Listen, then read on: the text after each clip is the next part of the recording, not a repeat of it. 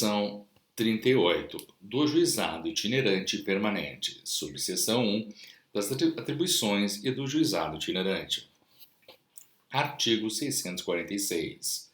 Denomina-se Juizado Itinerante a unidade móvel, destinada ao atendimento jurisdicional de todas as causas de competência do Juizado Especial e de outras que exijam a realização de trabalhos fora da sede do juízo. Constituição Federal, artigo 27, parágrafo 7º do CPC, artigo 207 e 94 da Lei 9.099. Parágrafo 1º. O juizado itinerante permanente funcionará no horário de expediente forense e poderá atuar à noite, em feriados e finais de semana, conforme autorização do Conselho Supervisor. Parágrafo 2º. No interior, o funcionamento do juizado itinerante permanente dependerá de prévia autorização do Conselho Superior da Magistratura, ouvido o Conselho Supervisor. Parágrafo 3º. Os juízes designados para o juizado itinerante permanente do Estado de São Paulo terão competência plena em todo o Estado para o processamento e julgamento das causas propostas perante o juizado itinerante permanente, podendo ser convocado para auxiliar em outras varas ou juizados da capital ou do interior. Parágrafo 4º. Caso o juizado itinerante permanente do Estado de São Paulo, com sede na capital, não esteja sendo dirigido por um juiz exclusivo, as funções do juiz diretor e corregedor permanente serão desempenhadas pelo juiz titular da primeira vara do Juizado Especial Civil Central da capital, salvo deliberação em contrário do Conselho Superior da Magistratura. Parágrafo 5º. Compete aos servidores e aos voluntários do juizado itinerante permanente, inciso 1, reduzir a termo os pedidos orais compatíveis com o sistema, intimando desde logo o autor da data da audiência a ser realizada no mesmo local. Inciso 2, orientar ou encaminhar os autores de pedidos incompatíveis com o sistema à Defensoria Pública ou órgão competente. Inciso 3, proceder ao registro das reclamações no sistema informatizado. Inciso 4, registrar no sistema informatizado a solução dada às reclamações por acordo ou sentença. Inciso 5, remeter mensalmente à Corregedoria Geral da Justiça, no prazo fixado, os dados estatísticos. Inciso 6, observar as normas de serviço da Corregedoria Geral de Justiça. Inciso 7, auxiliar nas audiências e no processamento dos feitos. Subseção 2, dos livros e classificadores obrigatórios. Artigo 647. Além dos livros, classificadores e demais disposições previstas para os ofícios em geral e para os ofícios dos juizados especiais, nestas normas de serviço, a Secretaria do Cartório do Juizado Itinerante Permanente do Estado de São Paulo contará ainda com um classificador específico pertinente à movimentação de seus veículos, nele adotando os locais para onde se deslocam as viaturas, a finalidade do ato, o nome do agente de segurança responsável pela condução do veículo e a hora de saída e de retorno. Subseção 3. Da Ordem dos Serviços. Artigo 648. Com antecedência, o juizado itinerante divulgará o roteiro dos atendimentos futuros, indicando não só as datas e locais que serão visitados e o juizado comum vinculado ao serviço, como também a finalidade da sua presença, atendimento inicial ou realização de audiências. Artigo 649. Na data designada, o juizado itinerante dirigir-se-á ao local previamente escolhido e colherá os pedidos e demais atos necessários à prestação jurisdicional. Artigo 650. A competência do juizado itinerante será determinada pelas regras da Lei 9.099, observada a competência territorial do juizado da região onde é prestado o atendimento, sem prejuízo da colheita e remessa de pedidos de competência territorial diversa.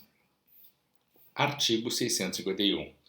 Os serviços itinerantes poderão abranger outras competências, desde que haja prévia designação dos juízes para auxiliar as demais varas da região atendida, de acordo com as necessidades locais. Artigo 652. No final do expediente diário, será elaborado o relatório de atendimento, que sinteticamente indicará o número de atos realizados e a natureza de cada um. Artigo 653.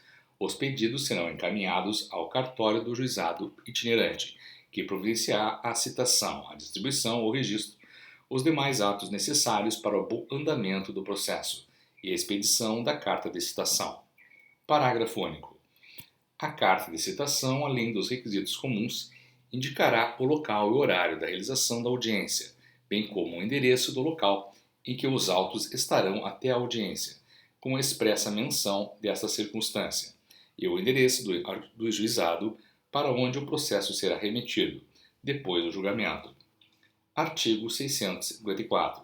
Na data designada, o juizado itinerante retornará ao local previamente estabelecido, onde serão realizadas as audiências de conciliação, instrução e julgamento. Artigo 655. Sentenciado o feito ou homologado o acordo, o cartório do juizado itinerante lançará a movimentação correspondente, redistribuindo o processo, no prazo de 5 dias, ao juízo da região em que se realizou a audiência e por onde tramitarão eventuais recursos e execuções. As partes sairão desde logo intimadas, com informação adequada e clara sobre o termo inicial da contagem dos prazos, em razão do encaminhamento dos autos. Artigo 223, parágrafo 2º do CPC. Parágrafo 1º. A parte poderá requerer a devolução do prazo recursal se os autos não estiverem à disposição do juizado destinatário, na data indicada no termo de audiência, deferido o pedido. A serventia providenciará a intimação da parte, fluindo daí por inteiro o prazo recursal. Parágrafo 2º. A remessa será registrada no Sistema Informatizado Oficial e formalizada por intermédio do cartório distribuidor. Artigo 656. Se a sentença não for prolatada em audiência, a intimação será efetivada pelo juizado destinatário, logo depois do recebimento dos autos, consignado o prazo para interposição do recurso. Subseção 4. Dos anexos dos aeroportos de Congonhas e de Guarulhos do Juizado Itinerante Permanente. Artigo 657. Os anexos dos aeroportos de Congonhas e Guarulhos do Juizado Itinerante Permanente do Estado de São Paulo terão seu funcionamento renovado anualmente por quantas vezes for necessário, a critério do Conselho Superior da Magistratura, ouvido previamente o Conselho Supervisor dos Juizados. Artigo 658. Os anexos receberão pedidos relativos à competência estadual civil de pequena complexidade, nos termos do artigo 9 da Lei 9.099, tais como overbooking, atrasos e cancelamento de voos, extravios e violação de bagagens e falta de informação. Artigo 659.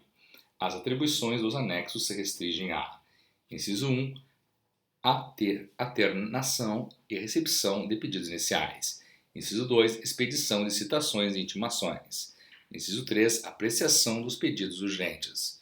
Inciso 4, homologação de acordos, homologação de desistências e encaminhamento dos pedidos iniciais para os juizados especiais do domicílio dos autores, na forma do artigo 101, inciso 1, do Código de Defesa do Consumidor.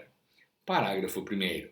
Até a deliberação em sentido contrário do Conselho Superior da Magistratura, os anexos somente recepcionarão pedidos orais ou escritos formulados pessoalmente pelo autor.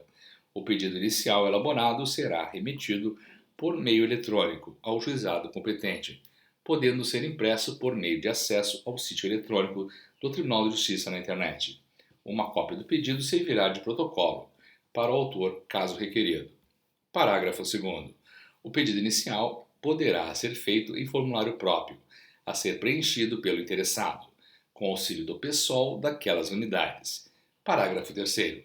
Não serão recepcionados pelos anexos pedidos que, antes de serem distribuídos ao novo sistema, foram apresentados de forma total ou parcial perante outro juizado ou a Justiça Comum.